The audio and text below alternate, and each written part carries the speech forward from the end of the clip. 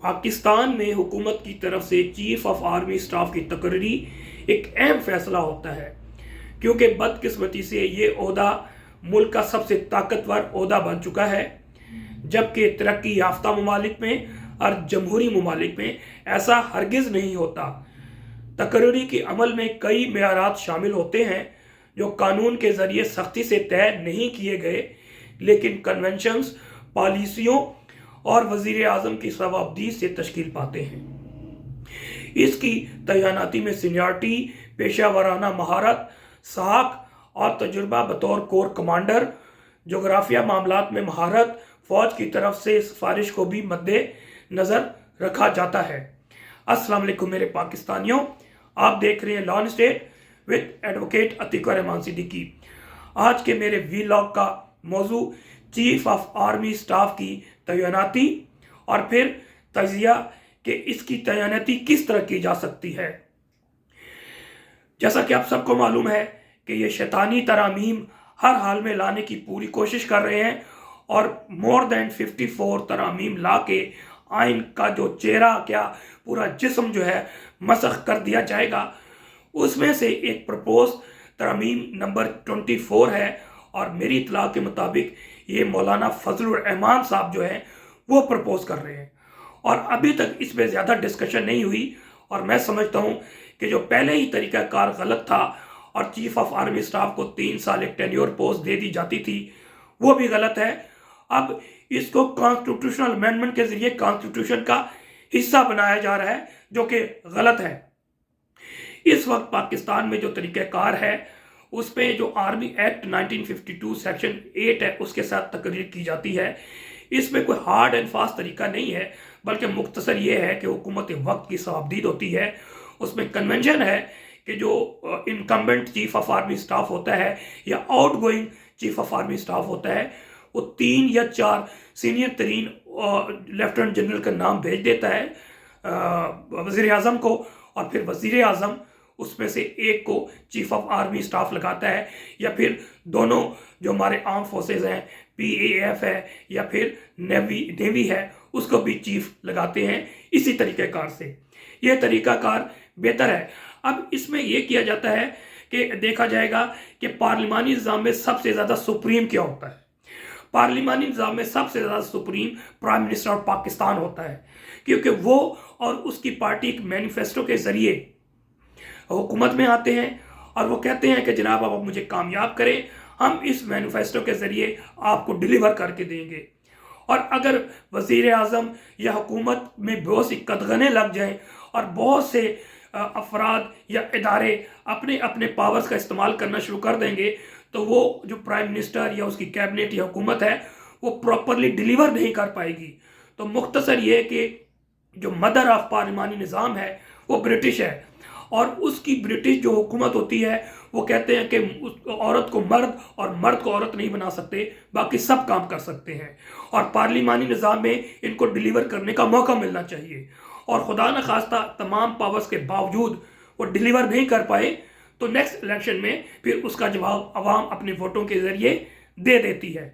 تو میرے حساب سے میں بعد میں تجزیہ کروں گا، جو طریقہ کار بہت بہتر ہے، اور تاریخ میں اگر دہرایا جائے تو 2 وزیر اعظم نے کوشش کی جو incumbent chief of army staff ہے اس کو معزول کرنے کی یا ہٹانے کی۔ اور میں سمجھتا ہوں سب سے پہلے یہ دیکھنا کہ چیف آف آرمی سٹاف کا عہدہ ہے کیا قانون کی نظر میں۔ چیف آف آرمی سٹاف کا عہدہ بائس رینک بریگیڈ کے برابر ہوتا ہے، اور یہ کام کرتا ہے منسٹری آف ڈیفنس کے اندر، اور سیکٹری اس کو ریگولیٹ کرتا ہے، اور ان کے عہدے کی تعیناتی یا معزولی ایک سیکشن آفیسر کرتا ہے، یعنی کہ ایک عام ملازم کے طور پہ کام کرتا ہے۔ جس طرح سول بیوروکریسی ہے، اس طرح ملٹری بیوروکریسی ہے۔ تو میں سمجھتا ہوں کہ اس کو ملازم ہی سمجھنا چاہیے، اس کو وزیر اعظم یا وزیر اعظم جیسا عہدہ نہیں سمجھنا چاہیے۔ جس طرح تمام سیکٹریز فیڈریشن میں یا پروونس میں سیکٹریز ہوتے ہیں، ان کے تبادلے ہوتے رہتے ہیں، ان کو معطل بھی کیا جاتا ہے، ان کو عہدے سے ہٹا کے کسی اور محکمے میں لگا دیا جاتا ہے۔ اسی طرح چیف آف آرمی سٹاف بھی ایک ملازم ہوتا ہے، اور اگر وزیر اعظم ظاہر ایک پیکج لاتا ہے اور وہ اپنے جو خاص افراد ہوتے ہیں، جو ایم این ایز ہوتے ہیں یا سینیٹرز ہوتے ہیں، انہی سے چن کے اپنی کیبنٹ بناتا ہے اور ڈیلیور کرتا ہے، تو جتنے بھی سیکٹریز لیول جو تبادلے ہوتے ہیں وہ اپنی پسند کے ان لوگوں کو لے کر آتا ہے کہ جو اس کے مینیفیسٹو پہ کام کر سکیں۔ اسی طرح تینوں اداروں کے جو چیف ہیں وہ بھی امپورٹنٹ پوسٹ ہوتی ہیں، تو میں سمجھتا ہوں وزیر اعظم کی یہ پاور اور پریروگیٹیوز موجود ہیں اور موجود رہنا چاہیے کہ وہ اپنے مطابق ان کو اپوائنٹ کرے، اور اگر ان کے مینیفیسٹو کے خلاف وہ چل رہا ہے یا حکومت دلی کر رہا ہے یا انکمپیٹنٹ نظر آتا ہے تو اس کے تبادلے میں یا اس کو ہٹانے میں یا اس کو معطل کرنے میں یا اسے فارغ کر دینے میں کوئی، میں سمجھتا ہوں اس میں آر نہیں ہے۔ لیکن پاکستان میں ایسا نہیں ہوا۔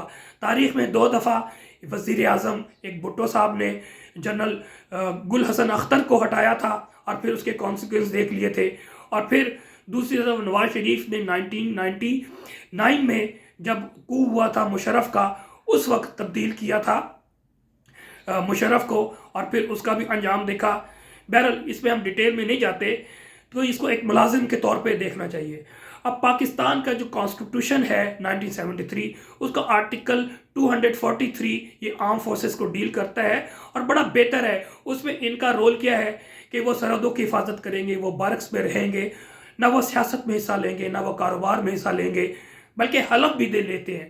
لیکن پریکٹیکلی دیکھا ایسا نہیں ہے، اور میں سمجھتا ہوں کہ جو نیکسس آف ایولز ہے یا ہب آف ایول ہے، یہ اس وقت پاکستان میں چیف آف آرمی سٹاف کا عہدہ بن چکا ہے، کیونکہ جب یہ عہدہ سنبھال لیتا ہے یہ اتنا طاقتور ہو جاتا ہے تو پورے سسٹم کو مینیپولیٹ کرتا ہے، پورے اداروں کو مینیپولیٹ کرتا ہے، کیونکہ اس کے پاس 7 لاکھ فوج ہوتی ہے۔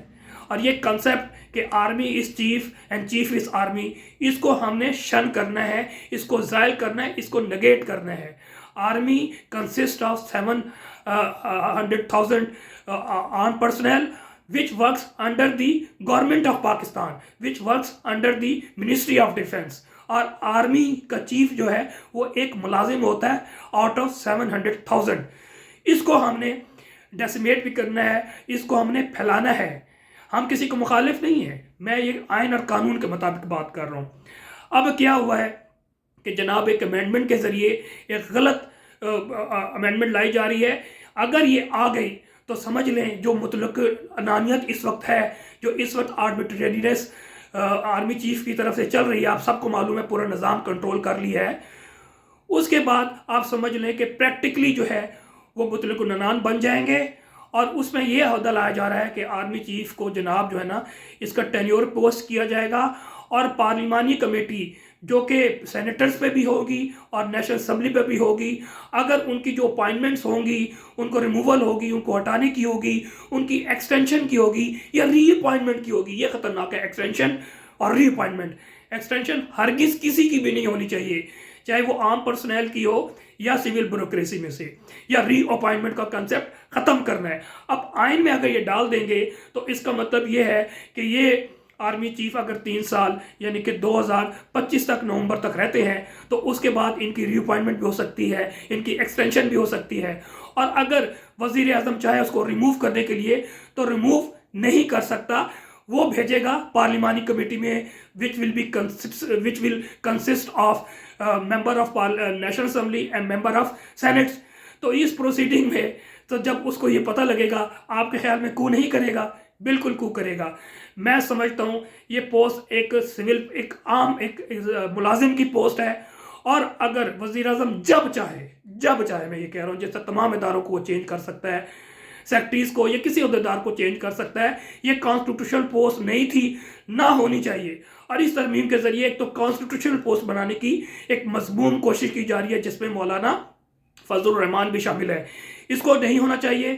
پھر اس کے علاوہ یہ اگر پوسٹ اس طریقے سے کی جائے گی تو مطلق العنانیت بڑھ جائے گی، اور میں سمجھتا ہوں ملازم کے طور پہ ان کو ٹریٹ کرنا چاہیے، اور ٹرانسفر اگر وزیر اعظم سمجھتے ہیں کہ یہ ہمارے ساتھ کمپیٹیبل نہیں ہے تو ان کو ایک صرف آرڈر کے ذریعے، ایک نوٹیفیکیشن کے ذریعے جو کہ منسٹری آف ڈیفنس کے سیکشن آفس کرتا ہے، ان کو ہٹا دینے میں کوئی آر نہیں ہے۔ وہ او ایس ڈی بن سکتے ہیں، تو میں سمجھتا ہوں اتنا ہی کافی ہے اس حوالے سے کہ یہ جو ترمیم ہے میں غارت گروں کی طرف سے ایک اور خطرناک ترمیم آ رہی ہے، جس کی وجہ سے میں سمجھتا ہوں کہ انڈیفینٹ پیریڈ کے لیے بھی یہ موجودہ incumbent chief of army staff رہ سکتے ہیں، یا پھر آنے والا کوئی شخص بھی مزید پرابلم کریٹ کر سکتا ہے جمہوریت کے لیے، جو کہ زہر قاتل ہے۔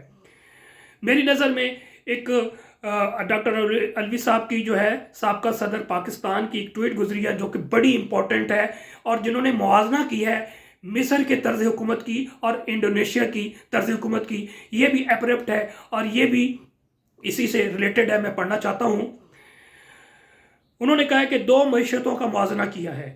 مصر میں فوج سیاست میں گھسی ہوئی ہے، IMF اور اربوں ڈالر کی امریکی اور سعودی مدد کے باوجود معیشت تباہ ہو چکی ہے، انسانی حقوق کا نام و نشان نہیں، غربت عروج پر ہے اور کرپشن کا بازار سجا ہوا ہے۔ اس کے برعکس انڈونیشیا میں 1998 میں فوج نے خود کو ایک دلیرانہ قدم اٹھایا اور سیاست کو خیر بات کہہ دیا، ملٹری آفیسروں کا سول نوکریوں سے انخلا کر دیا گیا، جمہوریت کو آزاد کیا اور خود کو بیرکوں میں واپس جا کر قوم کے ہیرو بن گئے۔ مشرق بعید میں انڈونیشیا بہت آگے نکل چکا ہے۔ 2022 میں اس کی جو بیرونی برآمدات ہیں وہ 320 ارب ڈالر تھی۔ ہم مصر بنے تو زوال ہی زوال ہے، اور اگر انڈونیشیا جیسا ملک بنے تو بہت بہتر، مگر ایک سنہرا پاکستان کیوں نہ بنے۔ جناح صاحب کی ہدایت پر عمل کریں تو فوج کو سیاست سے کنارہ کشی اختیار کر لینی چاہیے، ترقی کے راستے تبھی کھلیں گے۔ یقینی طور پہ ہر ذی شعور یا پولیٹیکل سائنٹسٹ یا لا ڈوئنگ لا ایکسپرٹ اسی پوائنٹ آف ویو کا ہے کہ ہر ادارے کو، ہر ڈپارٹمنٹ کو اپنا پروفیشنل کام کرنا چاہیے۔ آرم فورسز پاکستان کے لیے امپورٹنٹ ہے، لیکن اس کے لیے پروفیشنل آرم فورسز چاہیے، اور ان کا پروفیشنل کام آئین اور قانون مطابق بارڈرز کی پروٹیکشن ہے۔ ایکسٹرنل تھریٹ سے انہوں نے پاکستان کو، پاکستانیوں کو بچانا ہے، اور پھر برعکس تک رہنا چاہیے۔ ان کو کسی تجارت میں، کسی بزنس میں، کسی صنعت میں، کسی زراعت میں، کسی ریئل اسٹیٹ میں کسی قسم کا کام نہیں کرنا چاہیے، اور جب تک اس کی واپسی نہیں ہوگی پاکستان آگے نہیں بڑھے گا۔ اس کے ساتھ ساتھ جو پولیٹیکل ونگ بنایا گیا ہے اس کا بھی خاتمہ ہونا چاہیے، پریکٹیکلی خاتمہ ہونا چاہیے۔ جو ڈکلیئرڈ ان ڈکلیئرڈ ان کے ایسیٹس ہیں یا ہڈن اور جو ان ہڈن ان کو اماؤنٹ ملتی ہے تو خرچہ کرنے کی، وہ بہت بڑی فہرست ہے جس کی وجہ سے مینیپولیٹ کیا جاتا ہے۔ ایک تو ان کے تھاؤزنڈز آف امپلائیز ہیں جو ICI میں کام کر کے اوپر سے نیچے تک تمام سسٹم کو کنٹرول کرتے ہیں۔ اس کے علاوہ جو ایجنٹس ہیں جو سول لوگوں میں سے، مختلف طبقوں میں سے لے کے استعمال کیا جاتا ہے، پورا نظام کرپٹ کر دیا گیا ہے۔ ہمیں اس کو تبدیل کرنا ہے، ایک اچھے پاکستان کی تشکیل اسی وقت ممکن ہے جب آئین ہمارا جو ہے وہ 4-5 ایشوز پہ قائم ہوتا ہے، جو کہ آئین کی بالادستی یا قانون کی حکمرانی یا جمہوریت یا بنیادی حقوق یا independence of judiciary, trichotomy of power کے بیس پہ لاگو کیا جائے گا۔ اور یہ آئینی ترامیم جو لائی جا رہی ہے وہ تو ویسے ہی غیر آئینی لوگ ہیں، majority of those people are creation of form 47 جو کہ اللیجٹمیٹ ہے۔ پھر اس کے علاوہ جو آئینی ترامیم لائی جا رہی ہیں وہ کون لا رہے ہیں سب کو معلوم ہے۔ اعلیٰ کار بلاول زرداری اور شہباز شریف ہے، اور اس کے ساتھ وہ چند کردار۔ میں سمجھتا ہوں ابھی تک مولانا فضل الرحمان صاحب کہیں نہ کہیں اس آئین کے ترمیم کے خلاف ہے، لیکن یہ جو پروپوزل دی ہے یہ خطرے کی گھنٹی میں سمجھتا ہوں۔ بہرحال نیکسٹ ولاگ تک کے لیے اجازت دیجیے۔ والسلام۔ پاکستان زندہ باد، عوام زندہ باد۔